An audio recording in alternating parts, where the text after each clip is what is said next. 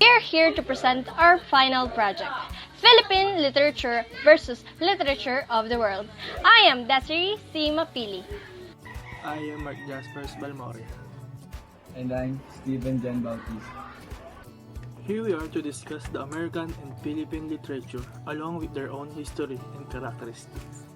The first literature is American literature. American literature was shaped by its country. American was first formed merely in a group of colonies scattered in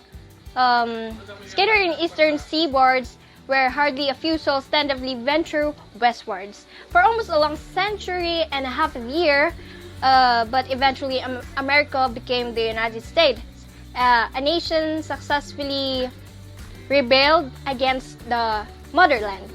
What molded the American literature and the factors that caused its development was the rise of science and industries.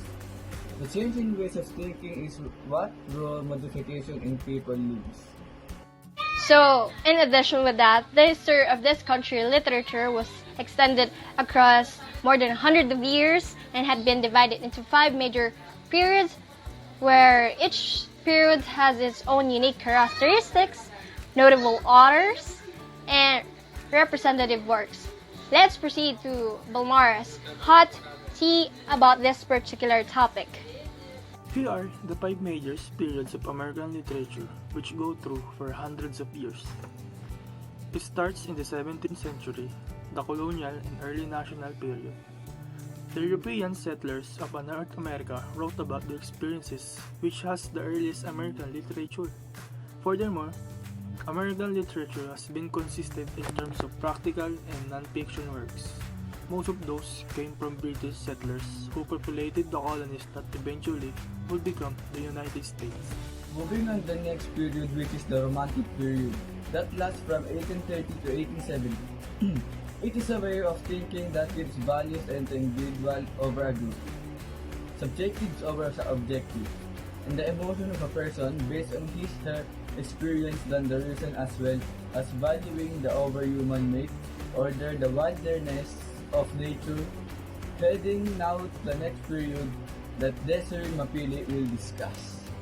Thank you for that, Stephen. Moving on to realism and naturalism period, wherein both drew its inspiration from French authors in the 19th century who asked to document the reality they witnessed among middle and working classes living in their cities. We are getting near to where we belong to. But kidding aside, the modernist period talks about the contradictory imposes to be one of the most wealthy and productive in American literature. The start of the 20th century brought an equal progress to the Western countries through the advancement of science and technology. Finally, moving to the current literature we have.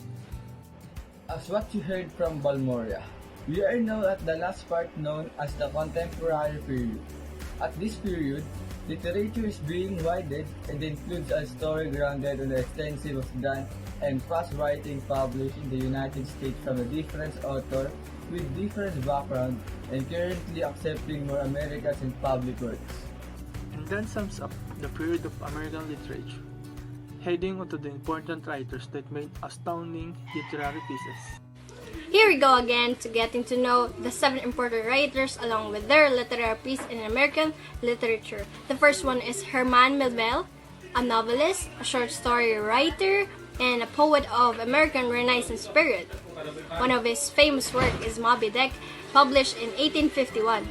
The next one is Henry James, who became a British citizen. He is regarded as a key transitional figure between the literary realism and modernism. Also, he is considered by many to be among the greatest novelists in English language. So, Balmora and Stephen will continue the remaining authors. The next writer will be William Faulkner, an American writer and Nobel Prize laureate from Oxford, Mississippi.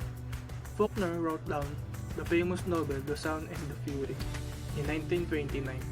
Next is Samuel Langhorne Clemens, known by his pen name Mark Twain. Faulkner called him the father of American literature by his works, The Innocents Abroad, Roughing It, and The Gilded Age. Then, in 1960, a novelist best known for the novel To Kill a Mockingbird, her name is Harper Lee. The novel also won the 1961 Pulitzer Prize and became a classic of modern American literature. The following year, there was John Steinbeck, and a 1962 Nobel Prize in Literature winner for the realistic and imaginative writing. He combines the sympathetic humor and keen social perception. This writer is Scott Fitzgerald, who is considered as one of the preeminent authors in the history of American literature. With his famous novel, The Great Gatsby, they are the important writers in American literature. Philippines literature is the next topic that will be taken over by Mapili. So, as what Bautista said, we will now tackle the Philippine literature. But first, I'll give you a quick trivia. Did you know that Philippines has the most populated country in the Asia? Yes, you've heard it right. So, let's now dig into the Philippine literature. The literature in this country is mostly influenced by colonial, prehistoric, and the present. One of the most examples of those are epics that have been passed down to generations to other by the oral is tradition. There are also two types of literature. The old Philippine literature before that was written during the Spanish ruling, referred to our oral literature, and the new Philippine literature, number two types, that was been produced by Americans. Also, this literature is 400 years old. One of the slowest yet evolutionary growth among the others. It also pursues to express sentiments even while struggling with a foreign medium. Nonetheless, it also covers a type of form of Philippine literature, such as its developed writers, heroes, and the goals of the countryside. In addition for that, Philippine literature is a social truth and has fictional imaginations. In the 21st century, Philippines literature was regarded as a light but a simple word flowing into it, unexistent of a function of its own, contributing to its whole society. The literacy of the Filipinos are significant in wisdom or knowledge to meet problems. A person's possession can fade away but not literature. Thus, literature served as the bridge for the Filipinos to leave their country as an example of advancement.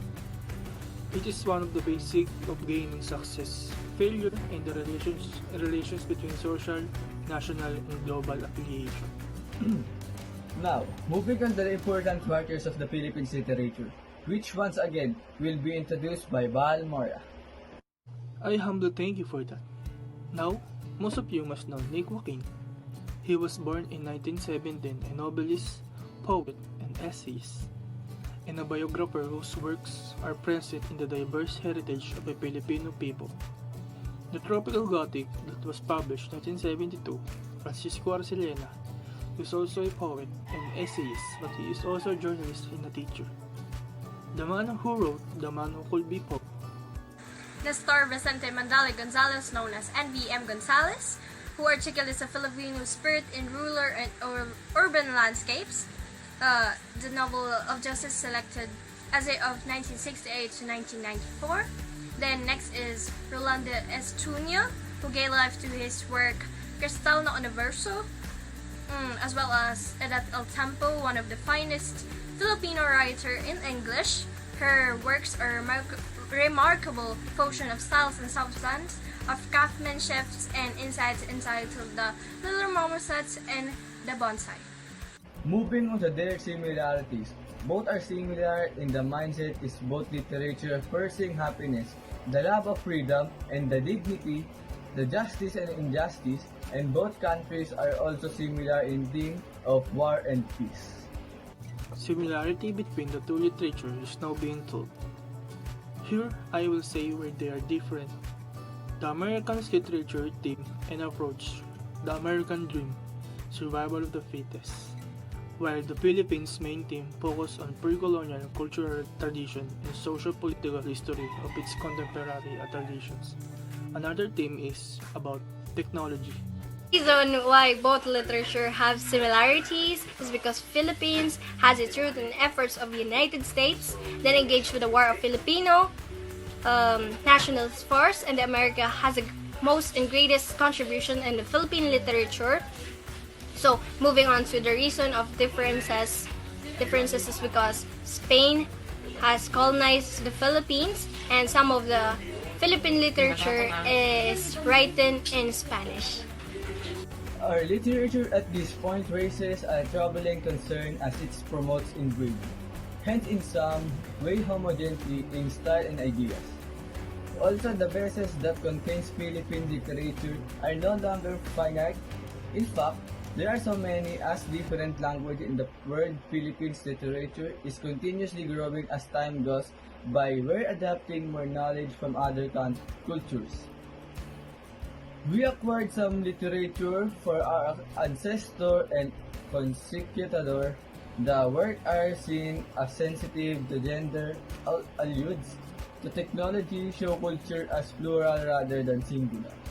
As of Americans literature, it is designated to the direction to further develop the people's ability to read, write, and discuss with analytical skill. The era highlighted innovation in the form of poetry and prose, just as modern American drama had its beginning in little theaters. Modern American poetry took prominence in little magazines. And that concludes everything about the Philippine literature. I hope you've learned something about these two great literatures. This is Mapili. This is Bautista. This is Balmoria. And we hope that all of you enjoyed watching this informative vlog. Thanks to all of you, fam. See you all next time. Peace. Power.